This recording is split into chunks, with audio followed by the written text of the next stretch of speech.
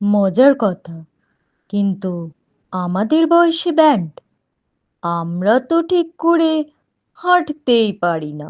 বয়স কোনো অজুহাত নয় দাদু, এটা একটা সংখ্যা মাত্র। আমরা গান গাইবো, নিজেদের পুরনো দিনের সুর ফিরিয়ে আনবো, আর সবাই দেখুক যে জীবন এখনো থেমে যায়নি। মধুবাবু শুরু করলেন তার চিরাচরিত হিসেব। ঢোল কিনতে লাগবে ২,০০০, হারমোনিয়াম মেরামত ১,০০০। কমলাদেবী সজোরে হাততালি দিয়ে উঠে বললেন, ওরে বাবা, আবার হিসেব! আমরা যদি গাই তখন টাকাই আমাদের গুনবে। আমি রাজি। বিমলবাবু, গান ধরুন। রবীন্দ্রনাথের আমরা সবাই রাজা দিয়েই শুরু করা যাক।